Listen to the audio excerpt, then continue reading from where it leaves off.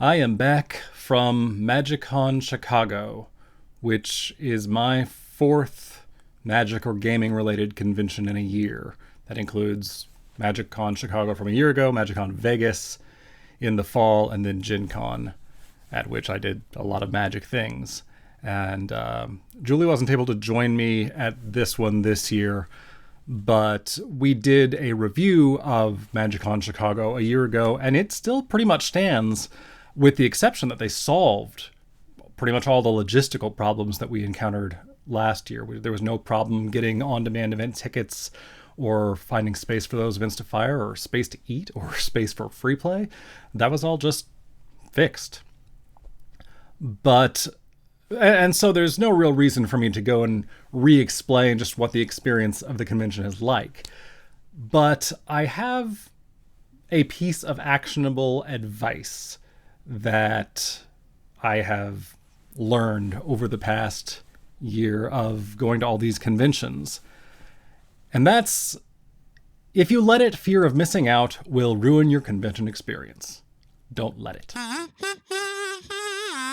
There are two panel rooms plus a main stage where they do preview panels, game nights live, all sorts of events. If you wanted to do nothing but sit and watch performances and presentations all day for the full 3 days of the convention, you easily could. If you wanted to spend the entire convention meeting artists and getting custom tokens and having your cards signed and getting custom prints, you could do that for the whole convention and probably not run out of artists. If you want to do nothing but play Commander for 3 whole days, you can do that. If you want to draft on demand for 3 whole days, you can do that. What you cannot do is all those things. And that's hard for me to accept. And I imagine that's not a unusual problem.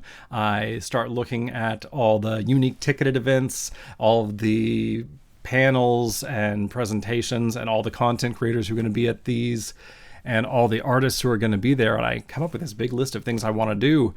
And that's what I did with Vegas in particular. I wanted to draft twice a day and do all these other specific things, and I really kind of ruined that convention for myself back in October by having this unrealistic expectation of everything I could do.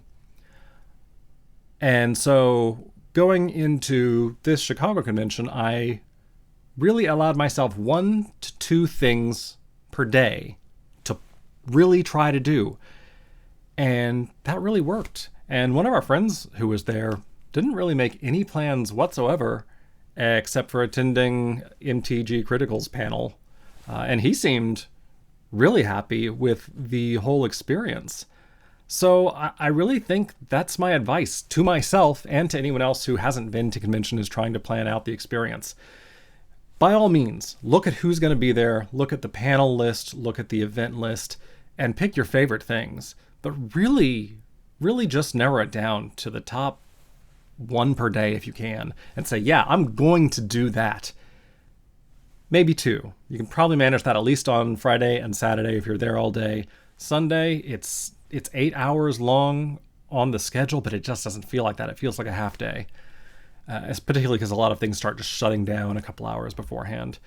But if you can really just set your own expectations, you're going to do that, and then you're just going to do what seems fun in the moment. I think that's kind of the key to a truly good convention experience. At least that's what I'm finding works for me.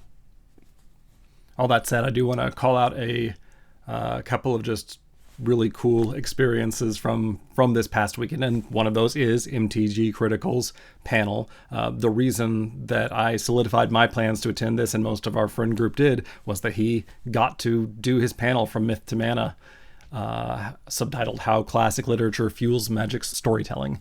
And I recorded that for him, and I think it's going to go up on his channel here shortly. That was awesome. It was a great experience.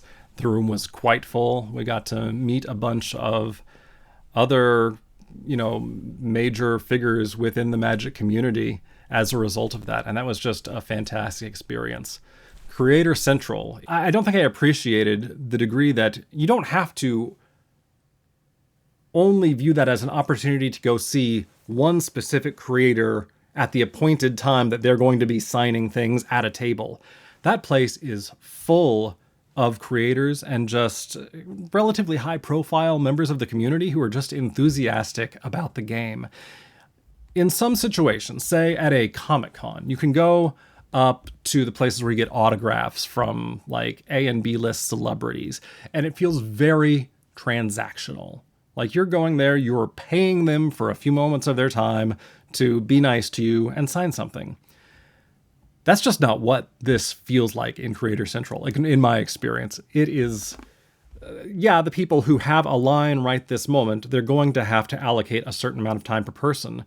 But the space is just full of people who love Magic and are there to talk about Magic and play Magic and do things. And so if you just show up there and hang out, you'll probably get pulled into fun conversations, pulled into sample games, demo games, all sorts of great things.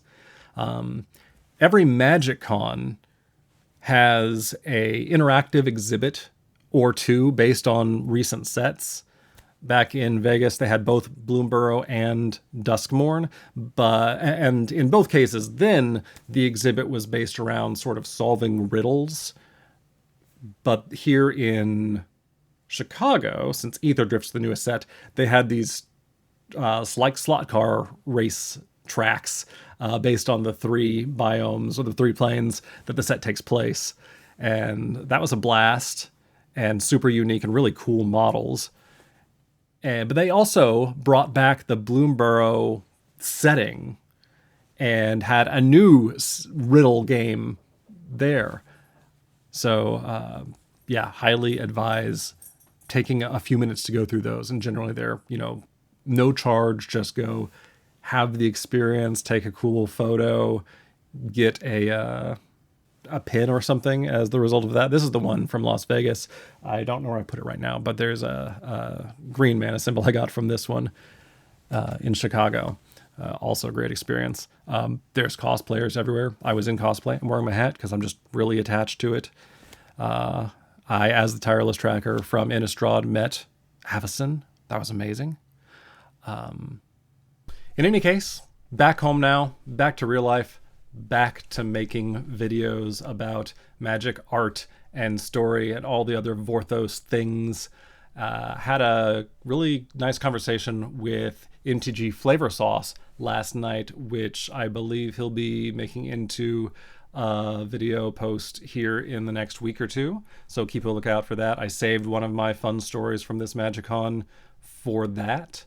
Yeah, that's MagicCon Chicago 2025 in the books. A fierce roar, but actually make a sound because I'm video. That's amazing.